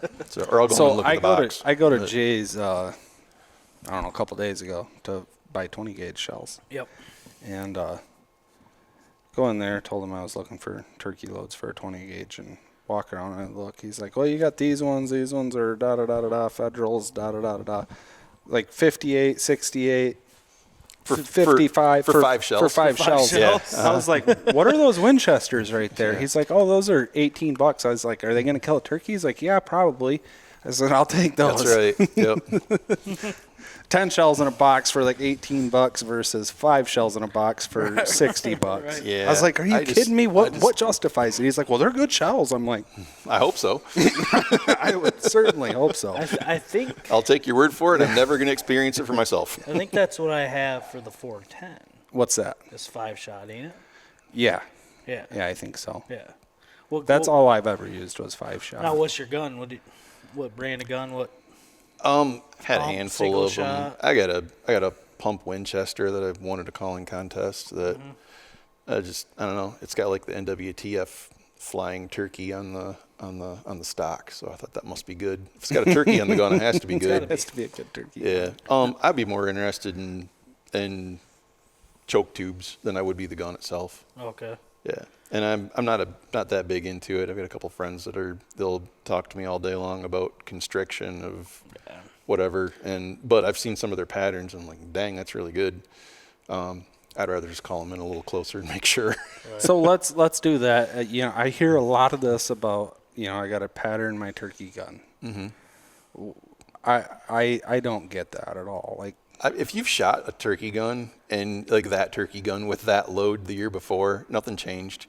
And I may get flogged for saying this, but I don't see the point of, like, I'll tell you right now, I'm not going to shoot my gun before turkey season. Like, if I buy a tag and go out, I know what that gun does. Yeah. I've shot it enough in the last 10 years to know that, I'm at about 35 yards is all the farther I'm going to shoot.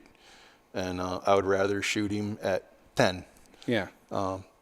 There was you asked about the favorite. There's one I had that I killed on the way home from school one day. Stopped at this place kind of behind the horse barn there at Maple Ridge. Yeah. Some of that state land in there before they logged it. And I had this bird come in behind me. and I knew it. I knew I had to let him walk past me. That pot licker, his head comes behind the tree, and he lined his head up with my gun barrel at like less than 2 yards. The wad cup was stuck in his head facing the wrong way when I shot. I'm like, oh yeah, I got to do this. And he flopped back over on me while he was dying. I'm just painted in blood. That's awesome. I get out of the truck at home. Had My to have wife. taken his head off. Or Oh, damn it was, near. It was like a big U-shaped ditch cut right out of the my back of his God. head. Jelly head. Yeah, it was funny. Cupcake will probably like that one. But Yeah. he just painted me. Oh my God. My wife had a conniption when I got out of the truck. She saw I was Oh. dying. So I've never shot a turkey gun. Like I guess I've shot probably 3 different shotguns with turkey loads, number 5s, and all of them at 30 yards are indefinitely they're gonna kill a turkey. Yeah. You know, like you hear like so much now about patterning their turkey, people patterning turkey guns. I'm like, Yeah, I'm going to shoot heavy shot at 70 yards. Well, it's kind of- Why? Yeah. It takes all the fun out of it to me. In my Right. way of thinking, I would rather hunt a bird and call him in close, and that's way more exciting than nuking some bird halfway across the field. Mm-hmm. Yeah, your gun can do it, but what was the fun of it other than you killed a turkey? right, I mean, have a good turkey hunt. Don't just go shoot him. right, Yeah. yeah. Well, I was kind of hoping you'd say something about the gun. I could blame my issues with my gun because I've used the same single shot. So I might have to change it up a little bit. That's You what I can was borrow kinda mine. hoping. I probably won't be using it. Yeah, and then let him borrow it so he doesn't have an excuse anymore. Well, I will tell you the whole sights thing, you know, or my buddy's kid put different sights on his shotgun last year, and my buddy has the same philosophy as, oh, if it's not broke, why would I? It's not like I'm sighting in my deer rifle. I'm just gonna go shoot it. Oh my gosh, I was so frustrated. They called birds in. Boom! What's going on? I better leave. He finally, I think he missed a couple of them, and I'll have to make sure he listens to this. I'll throw him under the bus here. He finally shot that gun. He copped to it. He goes, yeah, with those different sights, he goes, this pattern's about 2 feet high. I wasn't even close. Shit.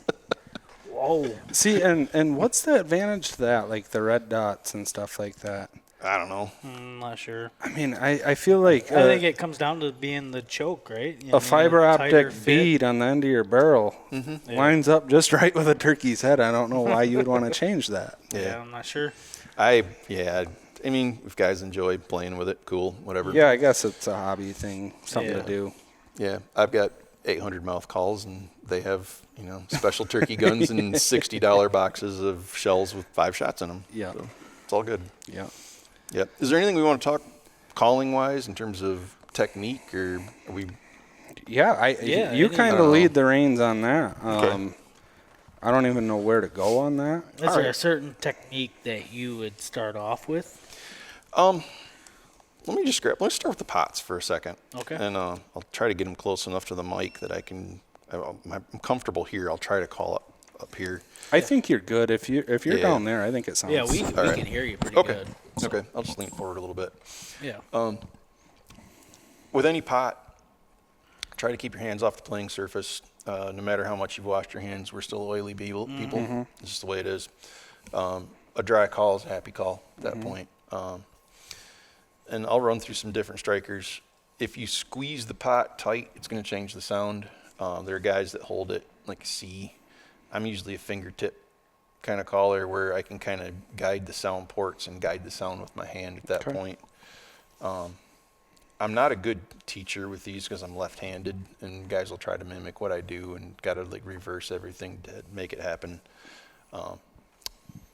But I start with my kids, tell them to hold the striker like a pencil.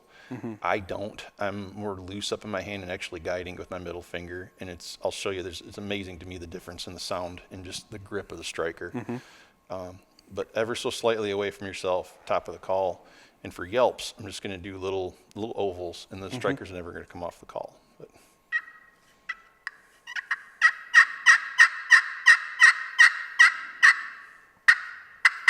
But if I grip it differently, you lose some of the rasp. That's insane. Yep. It's insane the difference.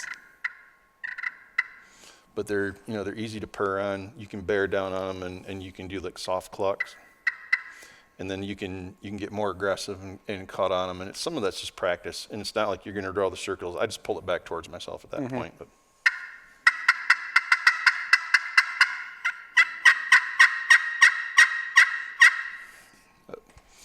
and if you switch strikers, you get a different sound.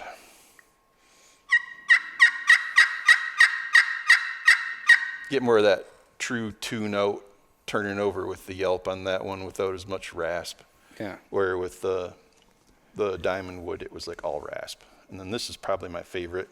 It's been my go-to call in friction contests. My go-to striker. I use it for almost everything. But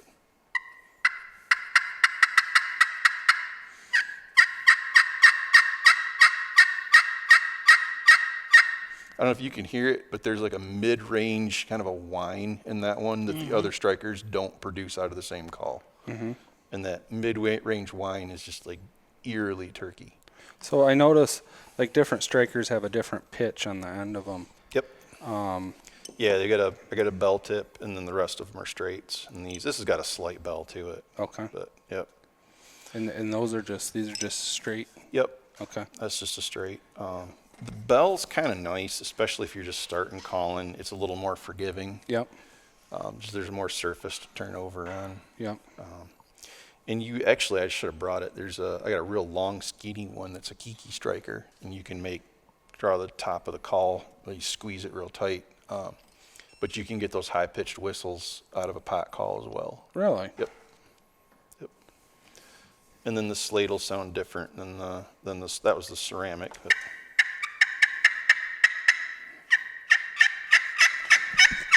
hi. Down, Brad. Dog just jumped up on him.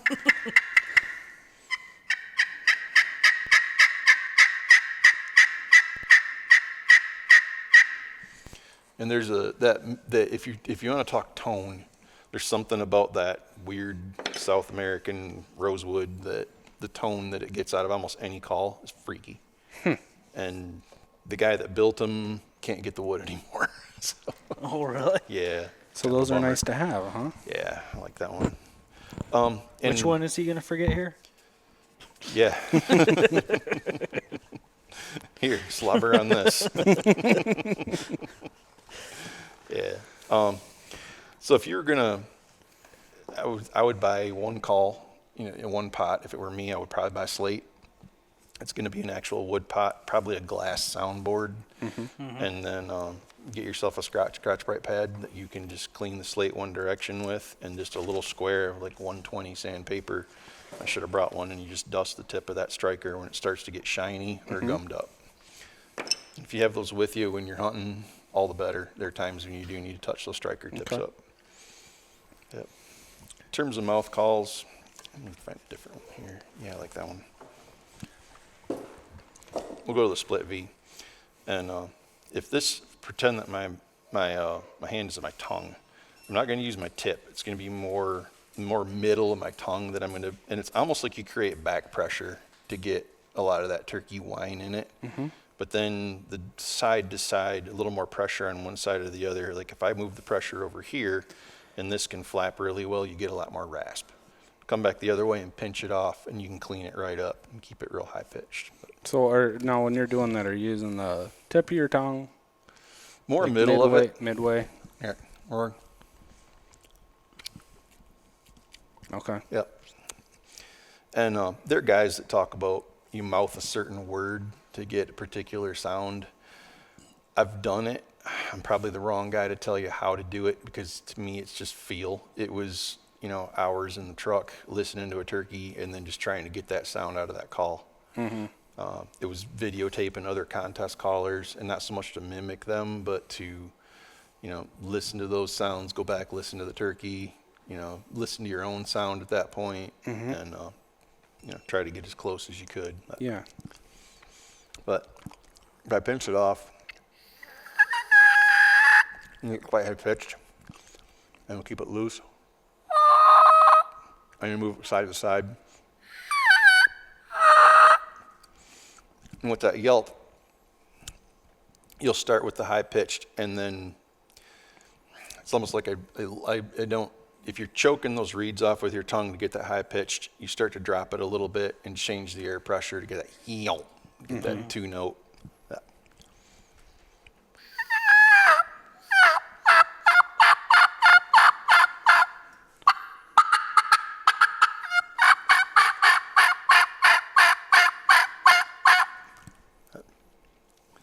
See, that's actually like backwards from an elk bugle, Yeah, it is. It's actually like vice versa. right.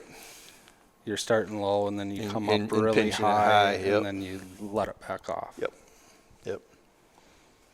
And if you can run an elk bugle, you can turn it around and run this. But Yeah. it's kind of like the difference between skiing and snowboarding. One makes sense, and the other one's completely backwards in your head. Yeah. Just gotta, fall down a few times and figure Right. it out. Yeah. Well, and I feel like a lot of it's like the cadence. It is. You know, the rhythm and It the is. cadence. Yeah, like you don't have to have the best. Like you can have calls that sound different, and I'll carry mouth calls that sound different. But the turkey rhythm and turkey cadence is always going to be the same. I feel like that's where I am kind of not up there. You know, I don't have that. I just don't practice enough. Like when turkey season's over, I'm done. Right. You know, I don't throw a turkey call back in my mouth until the following year. You know. Yeah. See, this is, you know, I mean, if this wasn't my podcast, I'd be listening to this right now, trying to learn. Yeah. So it's helpful for me all the way. I'm going to loosen this one up. We talked a little bit about Jake yelps and gobbler yelps. Yeah. And if this is the one that, and if there's a custom mouth call, that's probably it.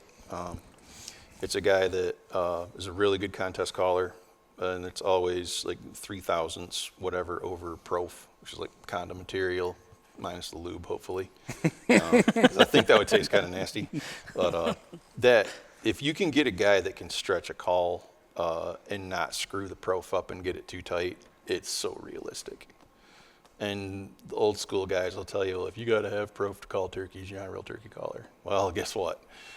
Prof under latex is it's about as realistic as you're going to get. But and if you listen to, go back to like the treetop turkeys recordings, there's a lot of jakes and gobblers on there, and it's in the fall, and you'll hear them not just gobble but yelp. And it's the sound that you can trick a hen into or a turkey into going, oh man, I got competition. And it can make them nervous enough to come in. And yet it won't get your face shot off because you're gobbling on it. And I can gobble on it, but I tend to call in hunters when I do that. Yeah. And that makes me nervous. Yeah. I'd rather not get shot and fun Right. that way. So bear with me while I loosen this up for a second. Yeah.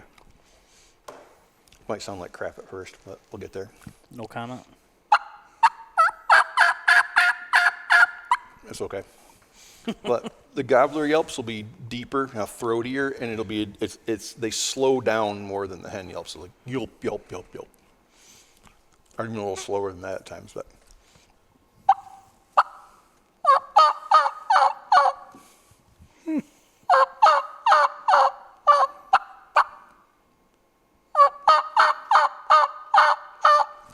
Usually a shorter series, it's a little slower. But those deep yelps can be a real game changer at times. I wouldn't want to use them all the time, but it's a call that, with a stubborn tom, you can break him down a little more by just having more flock talk with that male voice in there. That it's okay, that girl's not just going to come to me, and if he's interested enough, he's going to end up going and I'm checking not sure you why out. that's picking that sound up so good. Picks it up really well. Either. Like that refrigerator door Yeah. is 50 feet away from us, and it's picking that up really good. Did, I think it's got to be something I on the adjusted settings. a little bit, yeah, but I mean, not that much. I just adjusted it for the calling a little bit, so Yeah, something definitely changed. for sure. Yeah. But Is there anything you guys want to know how to do? Oh, there's lots I want to know how to do. Lots. I understand. Yeah. we only got about 20 more minutes left on the I think we bored card, them to tears yet. Yeah. But no, it's perfect timing though. Turkey season right around the corner for Michigan, so Yeah, we couldn't have landed this any better No. if this comes out on Monday. People will be listening to this right Better to be before. lucky than good. Yeah. Yes. Yep. Sometimes sure. the turkey hunting too. Mm-hmm. Yep. Yep. Do you have a game plan this year? You got somebody you're going out with or taking? We've got some kids, a couple of my younger ones that are up to bat, and then my buddy that we hunted. It's kind of goofy. We met when we were in middle school, and we figured out we lived like a mile and a half apart, but we're in different school districts, so we'd never met. Oh. And we've been hunting and fishing ever since. No We shit. didn't mean to move to the same place, but he lives outside of Gaylord and works at IMI over in Boyne City, and so we're still in the same area. Right on. And he always gives me a hard time. He's a couple of years ago, I had COVID and did not hunt at all the first part of turkey season. Like I got up in the morning, I'm going turkey and it doesn't matter, and I'm almost made it to the truck. Like I'm going back inside. I'm done. I felt like crap. And he loves when he's just good enough at calling to almost sound like a turkey. He understands the rhythm and cadence really well. The sound is horrendous. Sorry, Gordon. But it works. And then they give me all kinds of crap about killing turkeys when I'm not with them, about how easy it is. And I love it. It's great. But we've got a couple different places that we always check. And his oldest son he's a year out of high school, and he's one of those guys that is going to be about as deadly a white boy in the woods as you're going to find as he gets older. And he's pretty good right now. And he's been wearing off a little boot leather. So we've got a few groups of birds that we're watching. We got one area that's been a desert the last couple of years that is loaded again right now. So we're pretty excited to get back in there again. So we got to get out there before they do. I would, yeah. We'll go out there and screw We it up. really don't. all right. We don't scout around much. We don't a We're lot. gonna go out this weekend, but Yeah. I mean, Oh, it's like I said earlier. I watch where those birds are at in the winter, and at that point, I know they're in those areas. I don't like micro scout. What ridge that bird's going to be on most of the time. I'll have 10 different places that we can stop and jump out and go for a walk, and we'll call I call it trolling. Every 100, 150 yards, run a series of calls. If we strike a bird, sit down, throw your mask on, hunt the bird. If we don't, jump back in the truck, go to the next spot. We're not hunting from the truck, but we get out and walk, at that point. So you will kind of you'll sit down and not be afraid to call. Yeah. And then get right back up. We won't even After- necessarily sit down. We'll just be trolling. We'll walk along and call. Before you crest a ridge, I might call 2 or 3 series. And don't be afraid to call pretty aggressively, especially in the afternoon. But I will tell you the thing about the afternoon birds that we kill a lot of them. You strike a gobble and he's not that far away. You better sit your butt down right now and get ready because he's coming. A lot of times those afternoon birds are by themselves.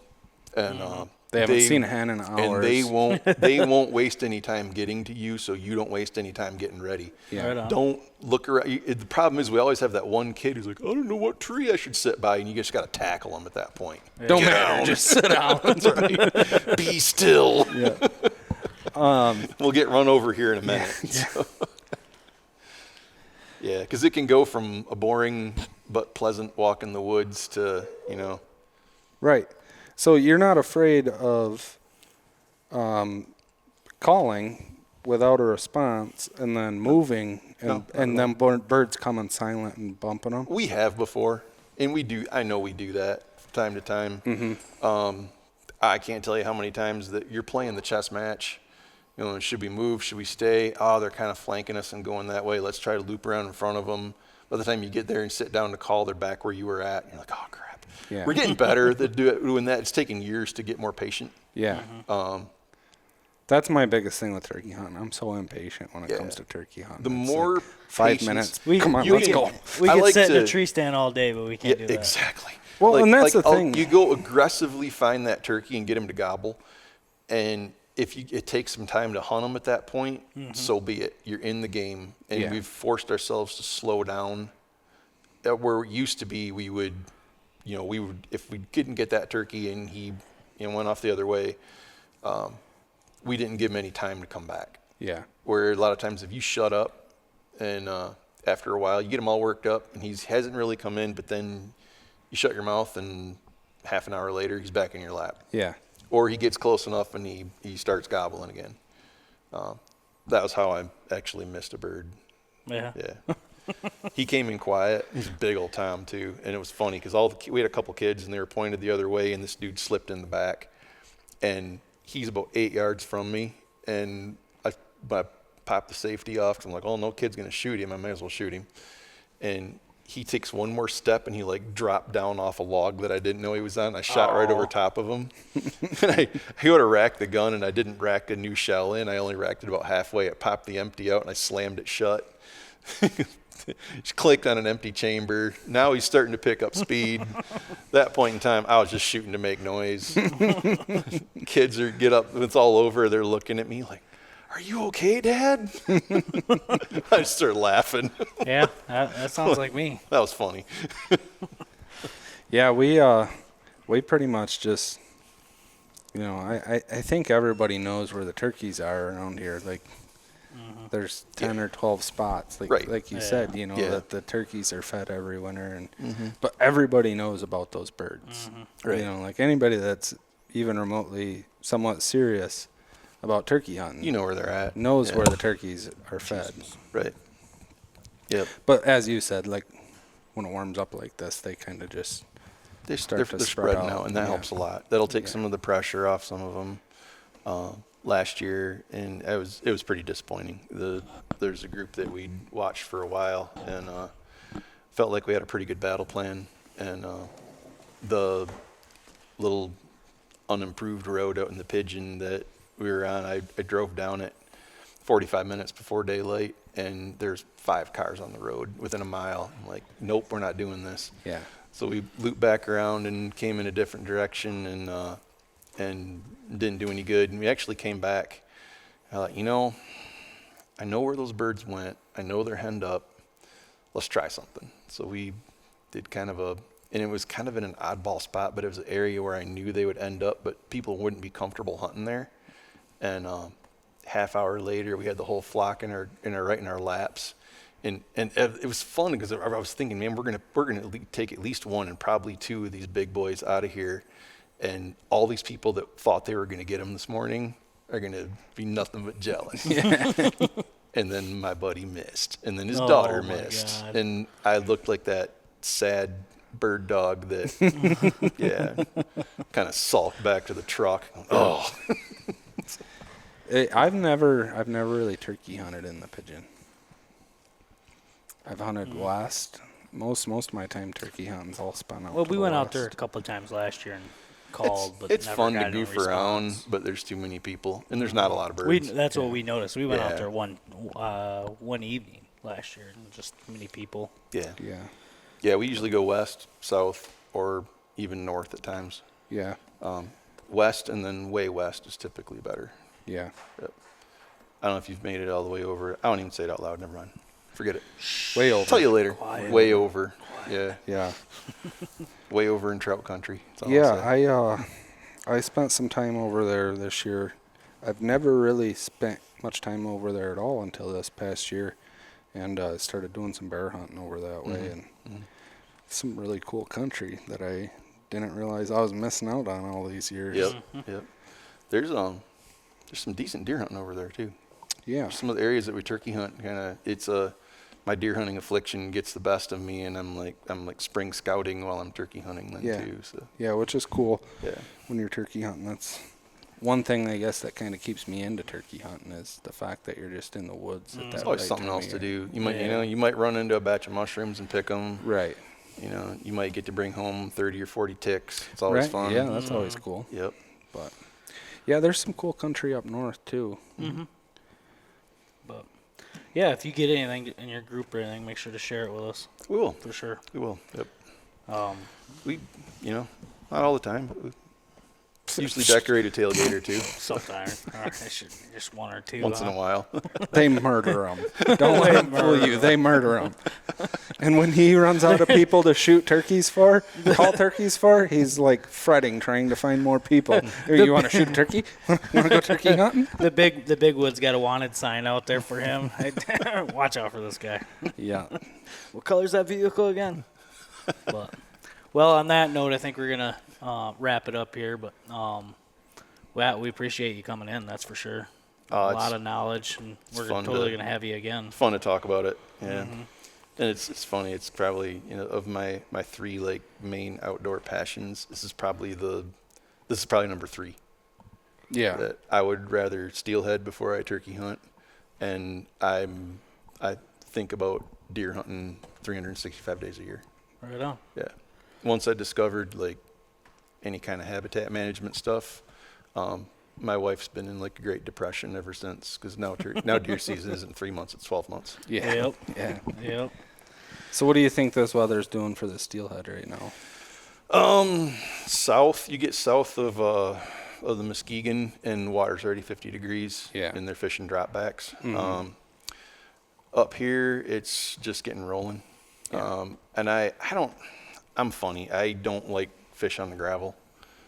In fact, I lose interest once they start spawning. I don't mind going and fishing dropbacks in the holes afterwards. I don't like fishing fish I can see. And that's just me. They make me nervous. I try too hard. I would rather fish, a deep, dark seam where I know where they're at, but I can't see them. I like fishing them before they start spawning. Yeah. This kind of warm up is gonna kickstart the stuff on the gravel pretty quick now. Yeah. See, I love fishing steelhead on gravel, Yeah. but I don't like to be able to see them. Yeah. Like Yeah. a deep gravel Deep run. gravel. Yeah. Yep. Yep. You ever fished the Asable? No, I haven't. Really? I fished it for walleye. Yep. The Asable, lower Asable, there's gravel in some of that stuff is like 10, 12 feet of water. Yeah. And you might see shadows a little bit, but you can get away from. I love center pinning and floating, but that is one of those areas. There are runs. It is so fun to go back and bottom bounce and feel your way along and feel that take. Yeah. There's some deep gravel in there The that you would Sheboygan, enjoy. I love fishing that gravel bed up on the Sheboygan. I've ran into you there Yep. a couple of times. Yep. And the Sheboygan's been better this spring than it's been in the last couple of years. It's been kind of a desert for me the last couple of years. I've struggled. This year I've hooked fish. Been up there a couple times like for an hour, and I've hooked fish each time. So there's a few. I haven't even broke my steelhead rod out this year. Yep. The last couple of years I've been a little behind the 8 ball on my steelhead fishing. Let me know. We'll go sometime. Yeah. This was a really good winter in my unmentionable favorite river, not that far from here, that normally doesn't have winter fish, because we had so much melting this winter and so much runoff that there were fish in there all winter, and there were 2 or 3 holes that held fish all the time. Yeah. Like you go in there with a little jig and a couple of wax worms, and you'd pop one on the first or second drift. That's fun. Hook fish. That river's okay, so I'm cold. like go it get a can cup of be. coffee. That river can be like brutal to you. Yep. For days on end, and then all of a sudden you just hit it on the right day, and it's just magic. Get a rain. Yeah. Get a little bit of color. Yeah. Just a All you gotta stain. do, just stain. If you stain that river is my favorite. Yep. But I've fished it. When I steelhead fished a lot, I would fish it. Every night after work. Yeah. Every evening, and I hit it just right one night, and man, I think I hooked like 15, 16 fish in a matter of an hour. Yep. There was a hole that was just loaded with fish. And Every drift. And I would swear when you get that many fish in the hole, they get agitated and they're more they're bitier. Aggressive. They are. Yep. Yeah. Yeah. And then I went back the next morning, fished up and down from that hole, and hooked one fish. Yep. But you had the magic night. Yeah. Yeah. It was I know just exactly perfect. what you're saying. Yep. Yeah, I'd Very like cool. to get out a couple times and do some steelhead fishing yet this year, but Yeah, I like it this time of year when if the spring stays a little cooler, and it'll be good up until where it kind of overlaps. I don't mind having my stuff in the truck and taking a break from turkey hunting for a couple hours, and fish a little bit. yeah. Yeah, it's kind of fun. Yep. Break it up. Turkey hunt where you can fish. That's even more fun. Never thought about that. Wow, you're full of good ideas, Jake. I like it. What are we doing on time? We're running out of time, so probably close it up right here. Going on 2 hours. Yeah. Well, I'm almost on the camera itself. We're almost out. Man, if we haven't put people to sleep by now, we never will. Yeah, no kidding. For sure.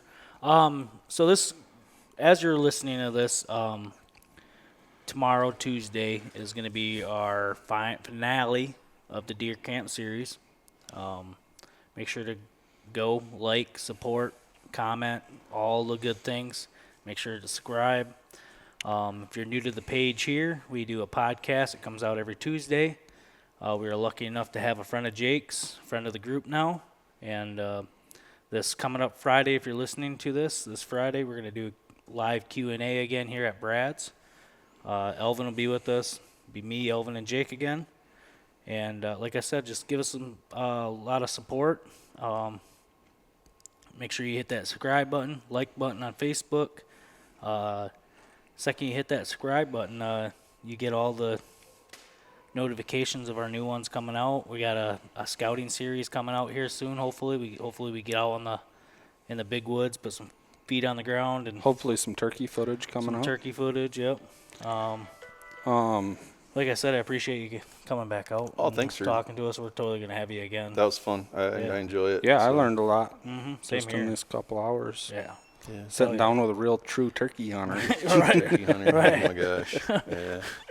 Yeah. I didn't find turkey hunting. It found me. Right.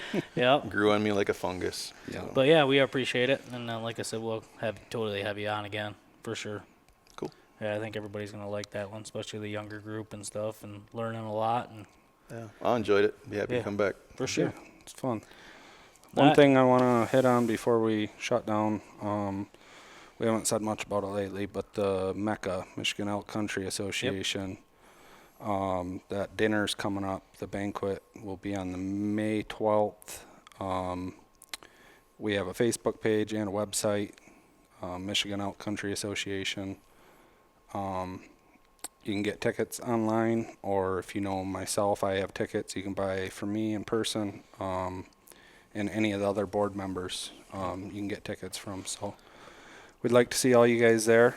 Whoever can make it, that'd be great. The link's also on our page. The link will be underneath if you're watching this on YouTube or on any podcast. We'll have a link underneath here. You can go right to that link and get a hold of anybody. You can get a hold of us on Michigan Gone Wild.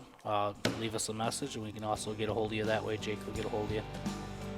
Yeah, sounds good. All right, we're out. Stay wild. Stay wild. Michigan, it's Michigan gone wild here in Michigan, where the back roads run for miles and miles with the will of a man and the heart of a child on Michigan gone wild. Michigan.